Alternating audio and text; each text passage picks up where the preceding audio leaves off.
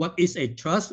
Anyhow, cái bài nói hôm nay của người Clement thì nó rất là, nó có thể go from từ very basic to more detail. Thành thử xin lỗi Clement không biết cái mọi người kiến thức như thế nào, thành thử không thể mình gây mọi kiến thức nhé. Thì có thể có nhiều người thì thấy rất là đơn giản, có người thấy rất advanced, thì cứ cho Clement biết thì mình dừng lúc nào dừng ha.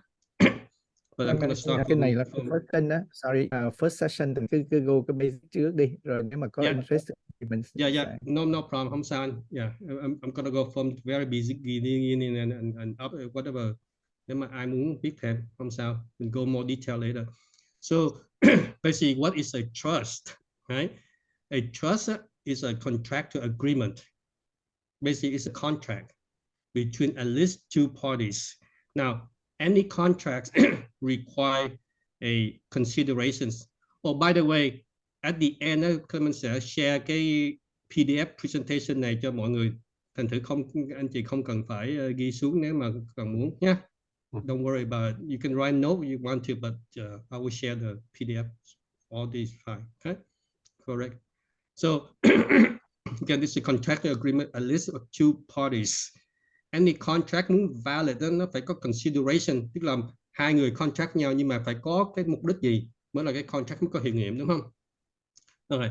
Thì so the trust is a contractual agreement in which one person, tức là the grantor, requests another person, tức là the trustee, to hold the legal title to the property, tức là trust property, to keep or use the property for the benefit of another person, the beneficiary.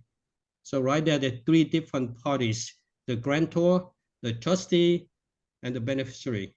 In any trust, at least there are three parties. Sometimes not implied party, but that means there are three different parties. Okay, so this is important. A trust is not considered a person or a corporation, but not recognized as a legal entity that got a whole legal title of any property inside the trust. Right? So a trust nó không phải là person, nó mình được cái legal entity, giống như là nó là một cái, we can think of like một cái người mà người đó không biết suy nghĩ, người câm, người điếc, người mù, người không thấy gì đó, thì cái người đó phải cần một cái người khác để thay thế suy nghĩ cho, để nói chuyện cho, để nghe, để hiểu biết cho người khác. Đó là cái trustee như vấn đề management. But the trust is not considered a person. So nó different from mấy cái corporation khác, giống như LLC, S corporation, C corporation, those are equivalent of the person, but trust is not. And that's important. Right? So here's the grantor. So what is the grantor? Grantor còn có thể gọi là settler hoặc the creator, is any person mà creates cái trust này cho the benefit của beneficiary. That's what the grantor means. So to establish the trust, the grantor will appoint a trustee to manage the trust. Right? And also to establish the trust, the grantor initially phải fund cái trust đó with an assets. Remember we talk about a contract, there must be a consideration. Thành thử cái contract này, grantor contract with trustee, để tạo ra một cái contract về cái trust. Nhưng mà trong cái trust đó nó phải có cái consideration, cái funding, cái tiền, cái gì trong đó thì nó mới cái trust, cái contract nó mới có hiệu nghiệm. Therefore when cái grantor tạo ra thì chúng ta phải fund cái trust đó with anything, a consideration, make the contract valid legally, right? For the benefits of beneficiary. Anh Clement ơi, Tân hỏi một cái được không? Dạ được anh. Dạ, tức là cái người trustee với lại có cái executor có phải là the same không, hay là nó khác? Cái danh từ executor by itself nó executor, executor có nghĩa là the same like trustee.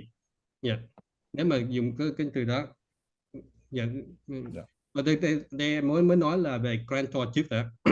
Là cái người create ra cái trust, the first party, là người create cái trust.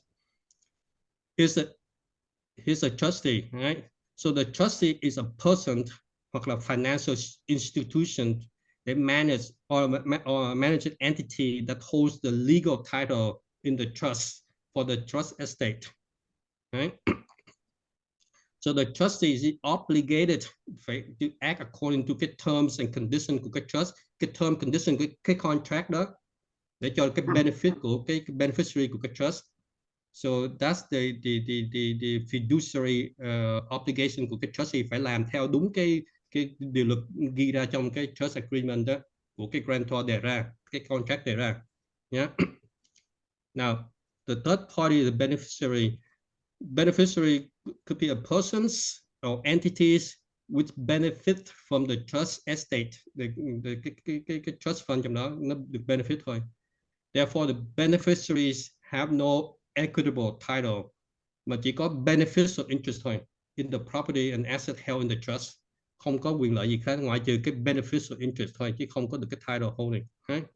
In the sense, that's what the contract means. Right? So again, the beneficiary have no right of management, không có kêu trustee làm gì hết, và không có access to the business record or knowledge of the trust business. The trust business is conducted by the trustee. The beneficiary just được hưởng cái quyền lợi đó thôi, beneficial interest thôi. Right?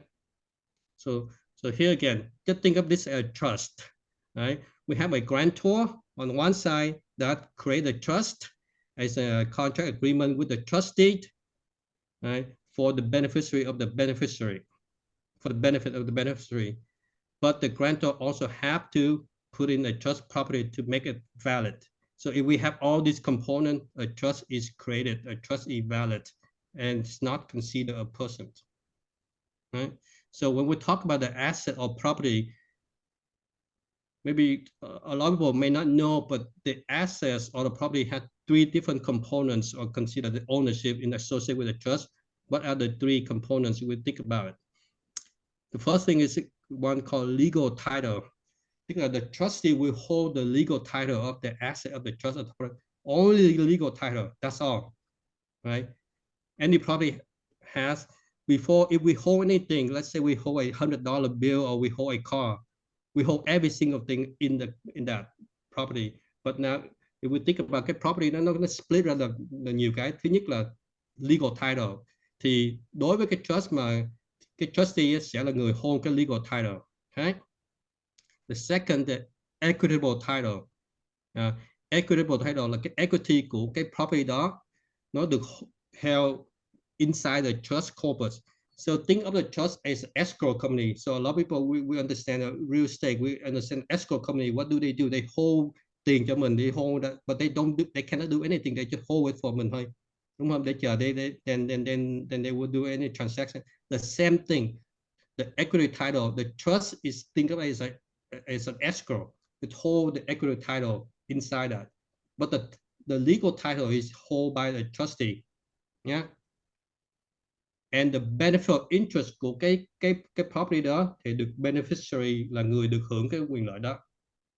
So when you think of the trust and if we put the property inside the trust, it's split into 3 things. The trustee will hold the legal title, the escrow or the trust fund will hold the equity of the property, and the beneficiary of cái trust sẽ được hưởng cái beneficial interest của cái property đó. It's different than when we hold it property outside in our own name. We hold outside own name. We have all D3 in our own name. Like we hold $100 bill. We are title holder, owner of the $100 bill. We have equitable title, cái value of $100 bill, and we can use the benefit of $100 bill. We hold 3, but we put in the trust. It's split into 3 components like that. So just try to understand the concept a little bit.